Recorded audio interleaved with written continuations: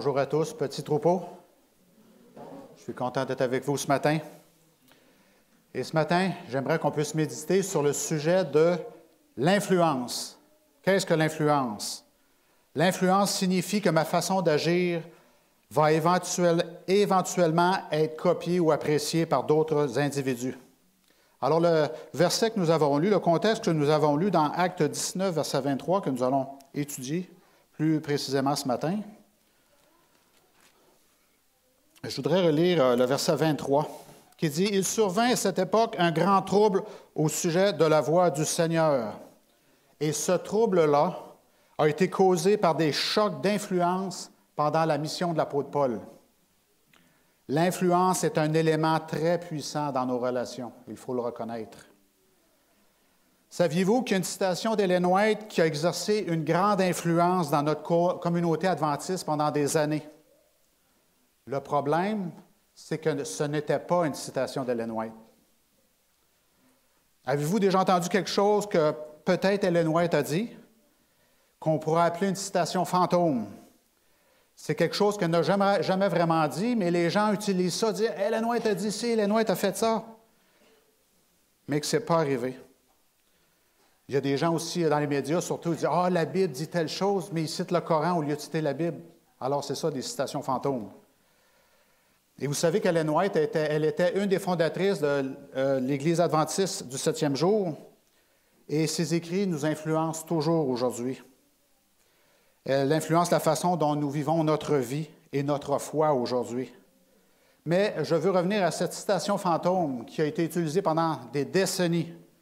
Ça disait « Ceux qui mangeront encore de la viande quand Jésus reviendra ne pourront pas aller au ciel directement, mais devront passer par la même mort des animaux qu'ils ont tués. »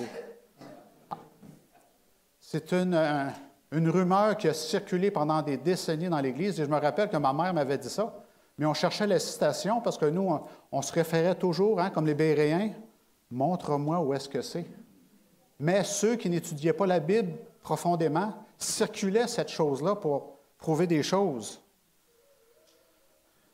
Alors, cette citation-là n'était pas exacte. Il y avait un fond de vérité dans ce qu'il disait, mais la conclusion n'est pas bonne. Alors, il y a des gens qui ont fait des choix dans leur cheminement adventiste. Il y a des gens qui sont devenus végétariens et ont fait des bons choix, malgré le fait que leur source n'était pas bonne pour confirmer la vérité, parce que ça avait été déformé.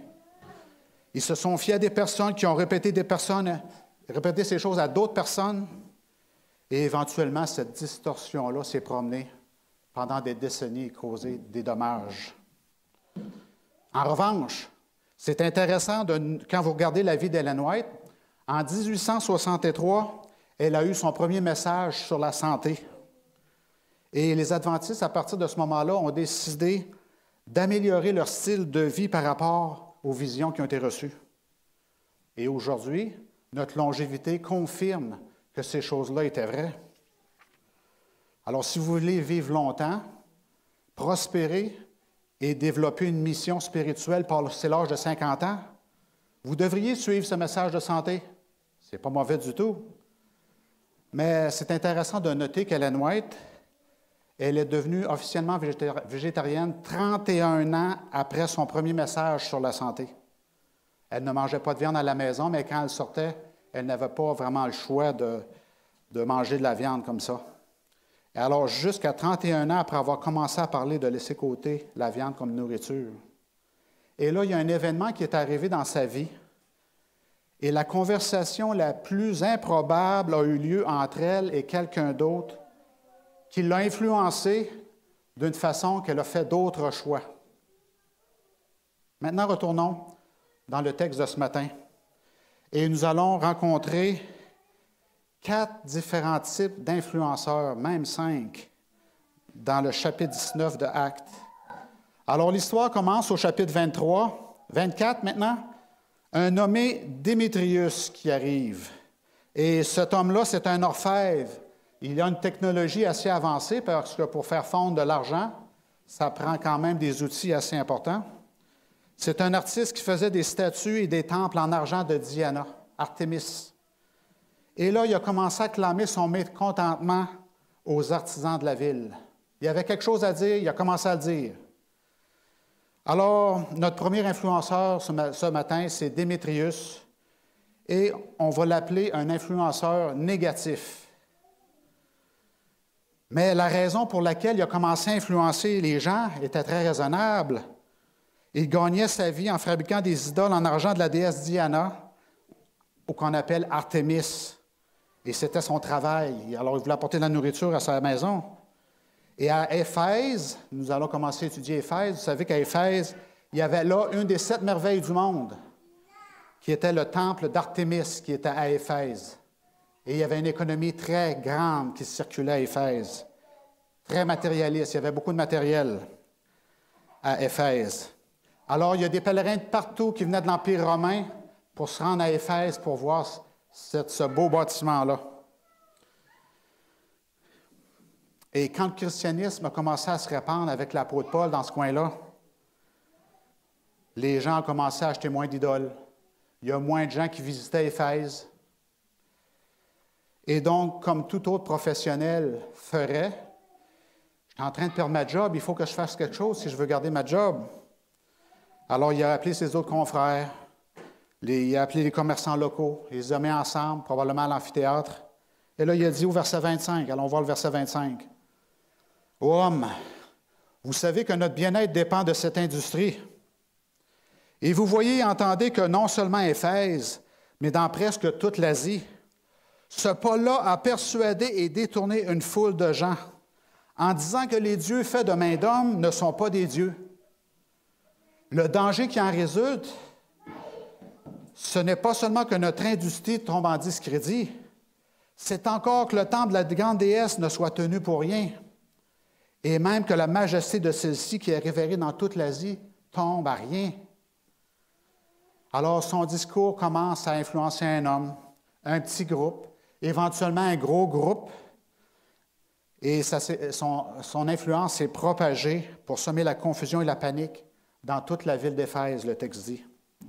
Et les hommes sont allés se presser dans l'amphithéâtre, et en archéologie, apparemment, il y a jusqu'à 24 000 places dans l'amphithéâtre, et c'était plein à craquer de gens qui criaient. Et qu'est-ce qu'ils criaient? Dans leur confusion, « Grande est la Diane des Éphésiens, grande est la Diane des Éphésiens. » Alors, remarquons ici l'influence d'un homme, un seul homme qui est arrivé mécontent une journée, et pas longtemps après, il y a 24 000 personnes qui sont mécontents à crier dans la confusion quelque chose qui les tenait à cœur. Alors, la question pour nous tous ce matin, c'est, sommes-nous une influence négative comme lui? Considérons notre influence. Avons-nous une influence qui inspire la foi aux autres ou a-t-elle un effet différent? Alors, la Bible nous présente non seulement un influenceur négatif du nom de Démétrius, mais là, il y a un autre influenceur qui s'introduit, quand il parle « Ce Paul a persuadé et détourné ». Alors, on voit les mots d'influence ici. Persuadé et détourné. Alors, le deuxième influenceur dans l'histoire que nous allons voir ce matin, on va l'appeler une influence positive qui est Paul, Saul de Tarse. Alors, qui était Paul? Vous le savez bien, le plus grand missionnaire chrétien, le plus grand évangéliste chrétien que le monde ait vu, à part de Jésus, bien sûr. Et cet homme-là était là, à ce moment-là, dans l'Asie mineure, à influencer, à changer des gens pour accepter le Christ. Il bouleverse le monde avec son évangile. Alors, on a dit que Paul était une influence positive. Mais dans le passage de ce matin, aux yeux de Jésus, bien sûr, il est une influence positive. Mais aux yeux des habitants d'Éphèse, c'est une influence négative aux yeux de Démétrius et de ses amis. Souvent, nous avons une influence positive dans la vie des gens. Souvent, tu défends Jésus et quand tu fais ce qui est juste pour le royaume, tu vas être critiqué, tu vas être mis de côté, tu vas être persécuté. C'est une garantie, la Bible nous le dit. Même dans les milieux chrétiens, tu peux être mis de côté pour ta foi. Mais il ne faut jamais arrêter d'être une influence positive. Parce que même ceux qui sont méchants avec nous, éventuellement, vont peut-être, probablement même, finir par adopter le bon chemin s'ils voient que ça a de l'allure. Qu'est-ce que vous faites? Alors, ne vous laissez jamais décourager quand les autres gens regardent votre influence positive d'une manière négative. Si vous commencez un petit groupe, un ministère quelconque, si vous faites quelque chose de bien pour le royaume de Dieu, il va y avoir de la résistance. Parce que nous menons une guerre spirituelle où le diable n'aime pas voir l'Esprit de Dieu influencer les gens pour Jésus. Quel genre d'influence avons-nous? Ça marche comment, l'influence? Vous savez, aujourd'hui, les réseaux sociaux sont des monstres d'influence. Hein? C'est un fait. Alors, regardons Démétrius aujourd'hui, dans notre contexte. Il est notre influenceur négatif. Alors, qu'est-ce qu'il a fait la semaine passée, Démétrius? Il n'a pas mis des bonnes choses sur les réseaux sociaux, TikTok, Twitter, les autres, que je ne connais pas. Et là, il partage des poubelles. Il n'aime pas la compétition, alors il trash talk, il parle en mal des autres. Il démolit, il critique tout ce qu'il n'aime pas. Il dit que lui connaît la vérité et que les autres sont perdus, ne savent rien. Lui, il est tellement religieux, il est tellement moralisateur, il sait des choses. Et à l'opposé, il y a aussi les Paul. Paul qui est un influenceur positif. Savez-vous qu'il y a des gens des Adventistes qui publient des choses qui touchent même le 1 million de visionnements pour encourager, fortifier, instruire et donner de l'espoir aux gens qui veulent bien les écouter. Maintenant, le troisième influenceur, au verset 33, on ne l'a pas lu, nous allons le lire. Verset 33, plus loin. Alors là, c'est le chaos, tout le monde crie, tout le monde est fâché. Certains sont fâchés, ils ne savent même pas pourquoi. Alors, il y a quelqu'un qui essaie quelque chose. Au verset 33, « Alors on fit sortir de la foule Alexandre, que les Juifs poussaient en avant. Et Alexandre, faisant signe de la main, voulait parler au peuple. Mais quand ils reconnurent que c'était un Juif, tous d'une seule voix crièrent pendant près de 2 heures, « Grande est la Diane des Éphésiens. » Alors ici, dans le contexte, Alexandre, on peut dire, c'est une personne sans influence. Vous savez, des fois, on exerce une influence positive. Parfois, nous exerçons une influence négative. Et parfois, comme Alexandre, on essaie d'agiter nos mains et d'attirer l'attention. Et malheureusement, nous n'exerçons aucune influence. Mais avant d'entrer dans cette idée-là, la majorité d'entre nous, nous nous sentons comme Alexandre. Nous avons l'impression que ce qu'on fait, ça n'a pas d'importance.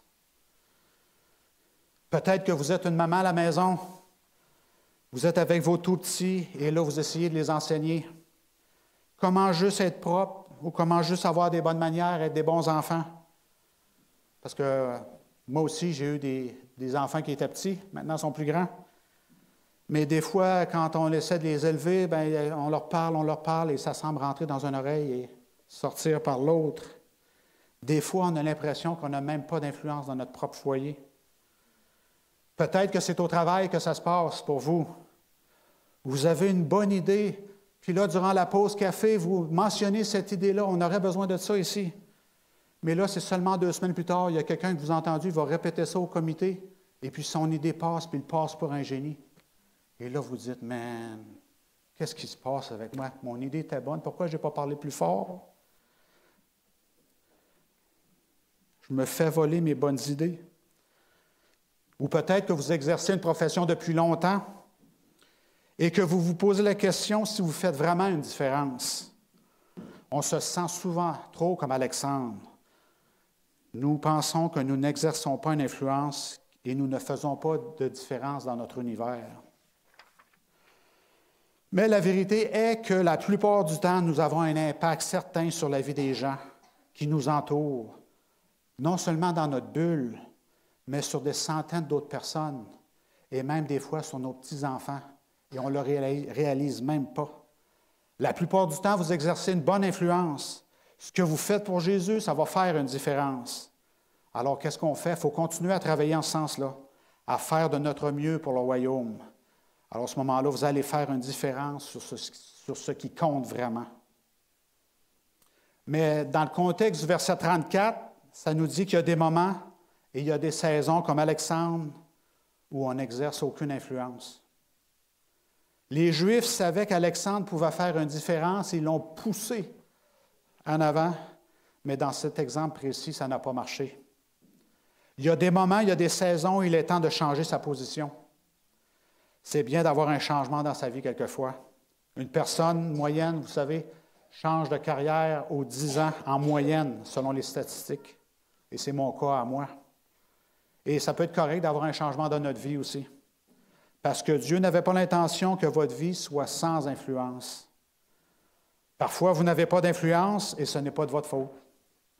Alexandre, ici, c'était seulement une bonne personne, un bon dirigeant, respecté de sa communauté juive à Éphèse.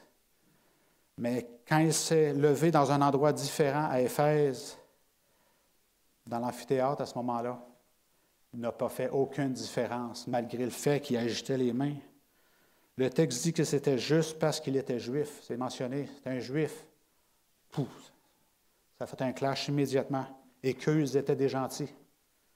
Parfois, tu ne peux pas faire la différence. Ce n'est pas de votre faute. Et là, vous allez essayer de pousser, tirer, agiter les mains, élaborer des stratégies en essayant de comprendre ce que je peux faire ici pour que ça en vaille la peine. Je veux exercer une influence, faire une différence dans ma bulle, dans ma société. Mais parfois, il n'y a rien que vous puissiez faire. Et parfois, c'est bon d'avoir un changement aussi. Et vous savez, au niveau du leadership d'Église, habituellement, les pasteurs, anciennement, ils les changeaient aux 4 à 6 ans. Maintenant, c'est plus long. Pour changer le niveau d'influence. Parce qu'on a tous des sphères d'influence et c'est bon de les changer. Dans le sport, c'est la même chose aussi. Les coachs, on les change parce qu'on veut qu'ils changent l'influence. D'où est-ce que l'équipe s'en va? La mission de l'Église, où est-ce qu'elle va? Est-ce qu'elle doit changer? Est-ce qu'elle doit prendre une autre direction? On ne devrait pas vivre dans un milieu où on ne cause pas d'influence. Vous savez, il y a des bons adventistes qui pensent que c'est le moment d'aller se cacher loin, loin dans la forêt, dans les montagnes, dans les lieux déserts. Cependant, Dieu ne veut pas que vous soyez une personne sans influence. Dieu veut que vous soyez épanoui et satisfait.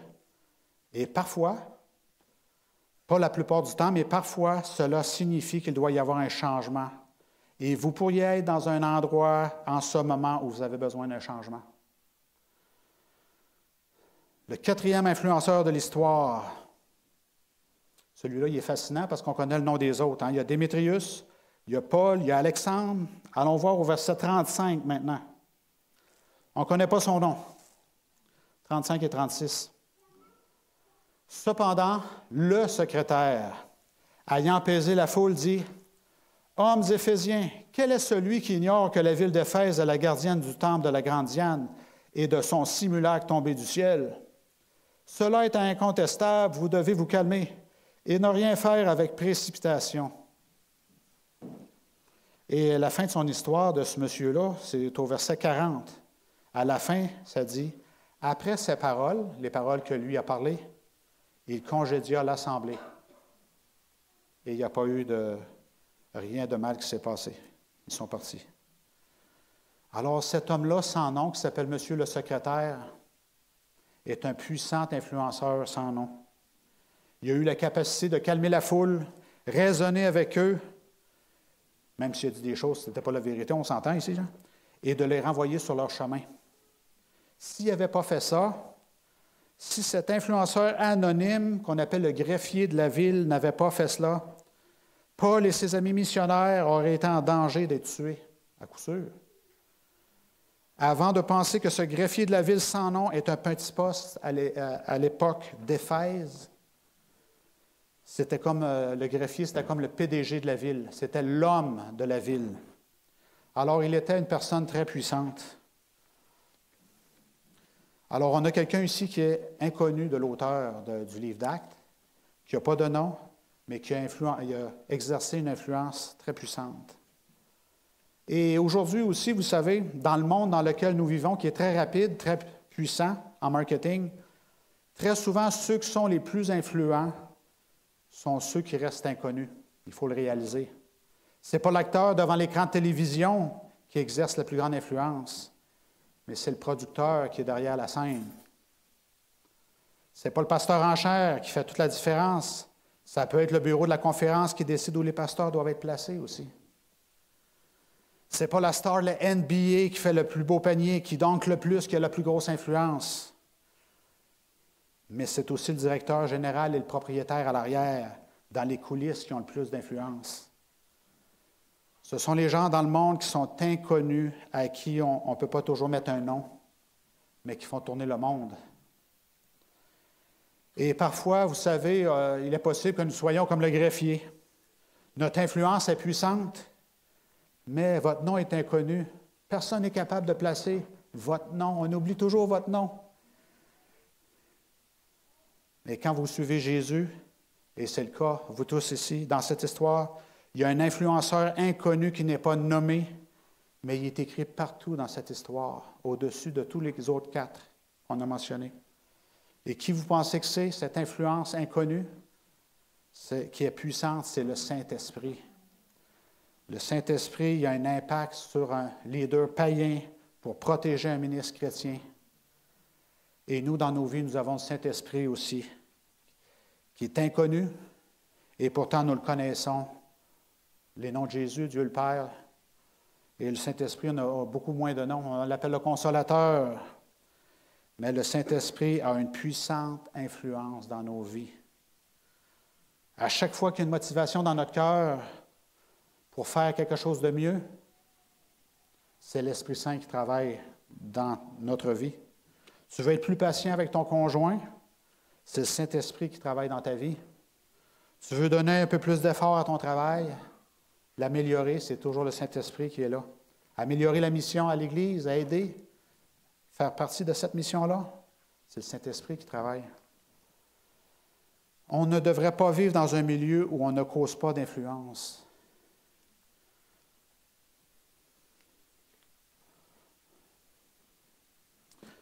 Tu veux changer ton alimentation et avoir une meilleure santé et améliorer ta vision spirituelle?